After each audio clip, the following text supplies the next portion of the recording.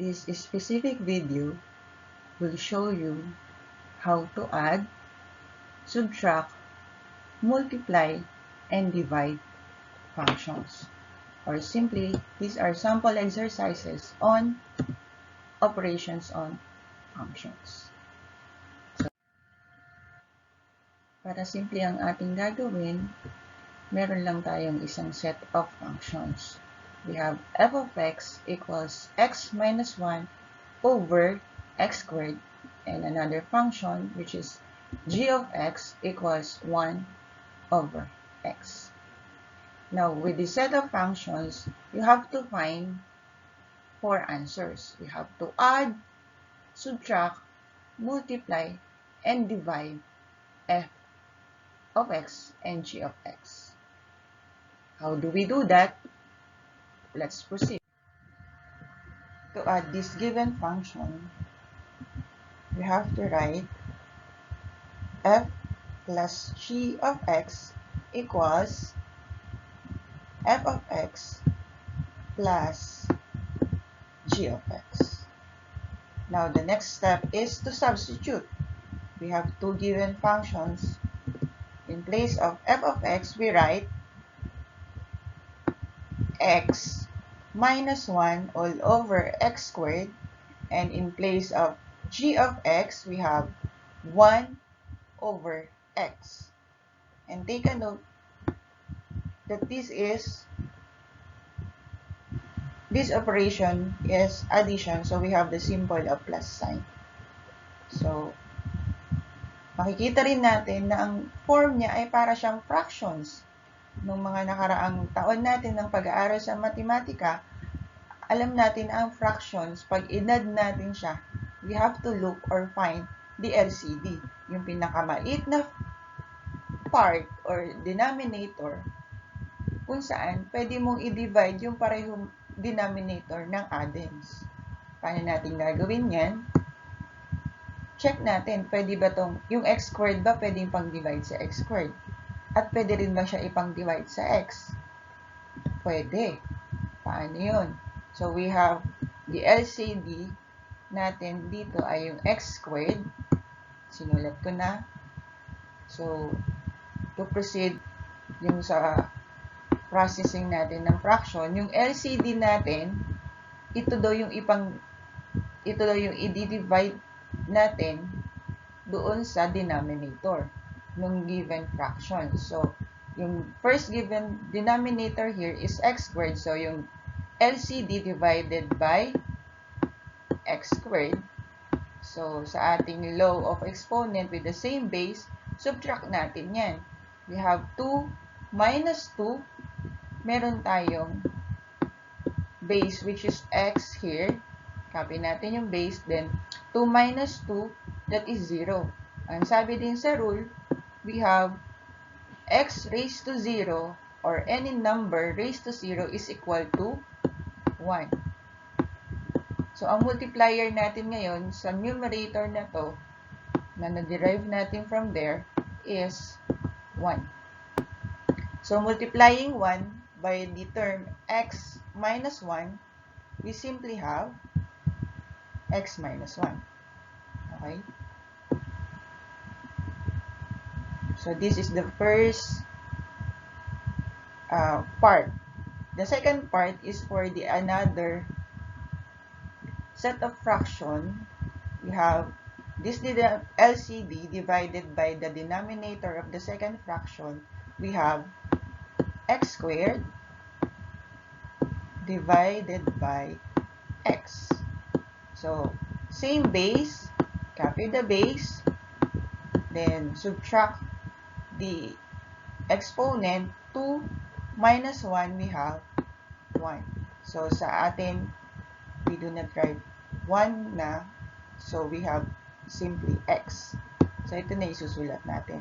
As you can see, meron ako dito ng parenthesis. I do it as a practice para ma-distinguish ko na itong part na to ay nanggaling sa second fraction. Itong part na to. But, since our operation is addition, hindi siya masyado ma-affect. So, walang effect masyado sa kanya. So, let us proceed. To simplify this, we have to combine like terms. Meron tayong kunwaring 1 dito, or invisible 1 yung sinatawag natin. So, we have to add like terms. So, 1, the coefficient 1 plus the coefficient 1 here.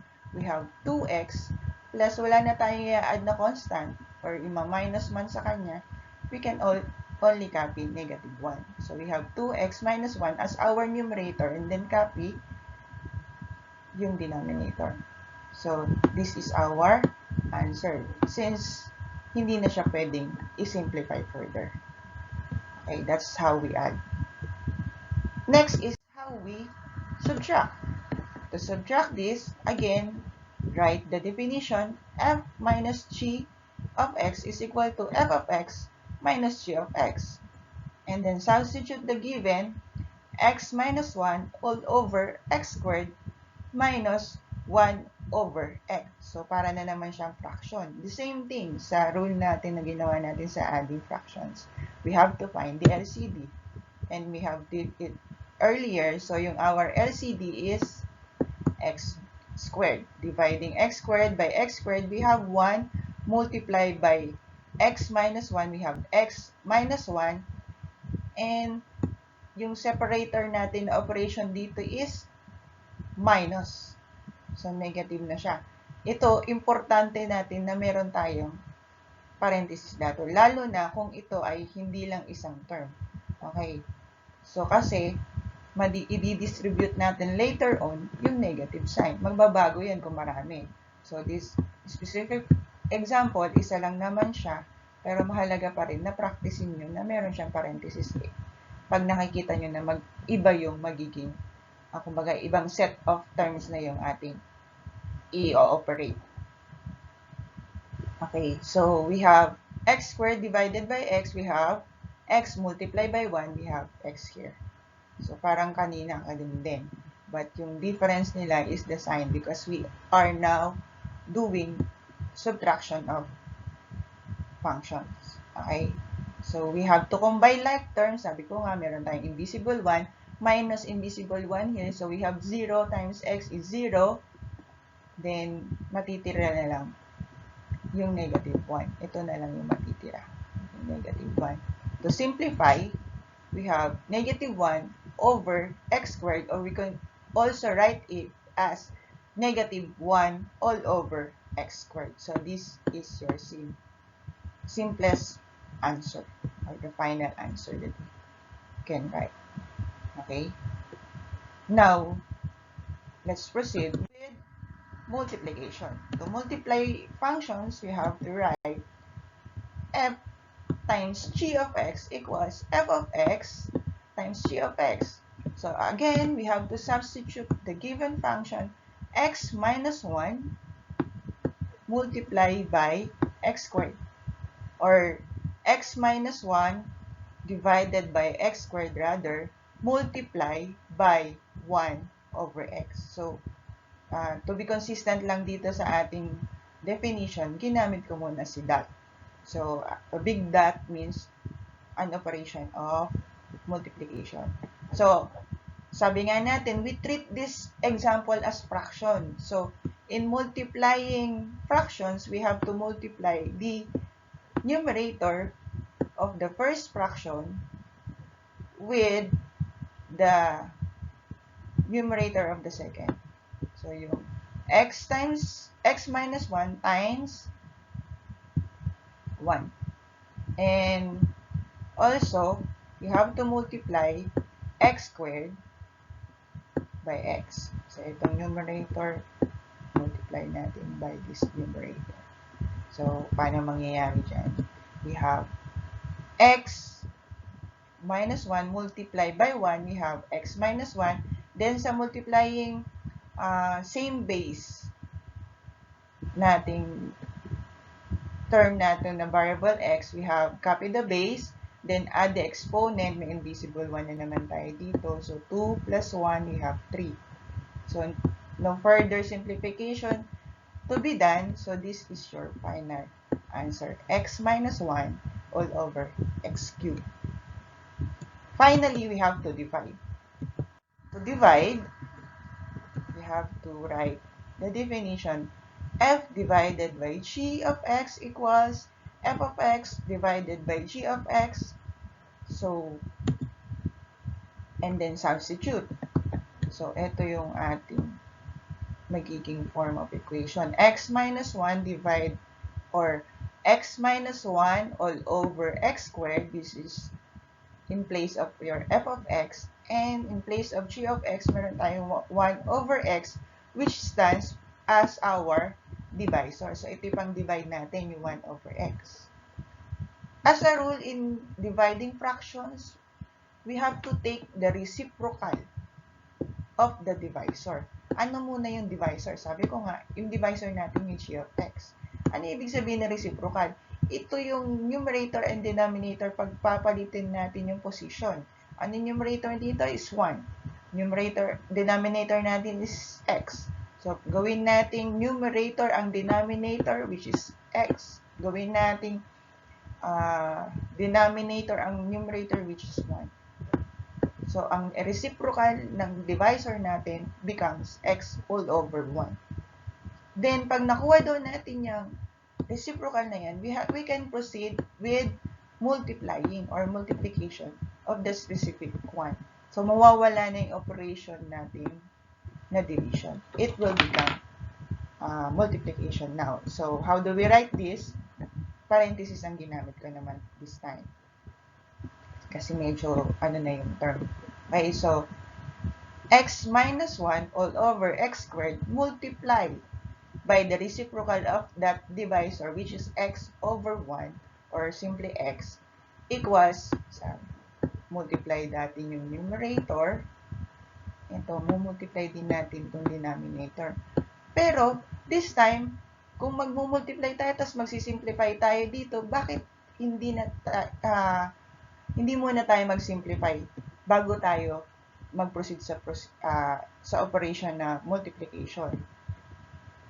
Okay? So, yun kasi yung naging practice ko para hindi ako mahirapan mag-simplify doon sa final answer. So, pwede tayo mag-simplify na naka-cross na ganyan, pwede tayo mag-simplify na vertical. Okay? Pero sa vertical, wala tayong isi-simplify. Pero meron tayong pwede maging simplification dito sa sa dalawang terms natin to na naka-cross. So, yung pareho silang ng base, pwede nating bawasan yung isa. So, x divided by x squared, that is 1/2. Or 1 over x. Kasi, meron tayong x over x squared. Kung gagawin natin yan, meron tayong isang base na x dito. Meron tayong exponent na 1 sa taas, exponent na 2 sa baba. That would be equals x negative 1. As conventionally, we will write this as 1 over x. Okay? So, ito magiging 1, ito magiging x.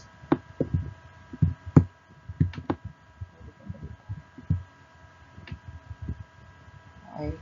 Ito ay magiging x. So, ang gagawin na natin, we can proceed with multiplication. So, x minus 1 times 1 is x minus 1. So, we have only x term, x here. So, exponent 1 and multiply by 1, we have x. So, nakasimplify na yung final answer natin. Okay? That's it. We have shown you how to add, subtract, multiply, and divide functions.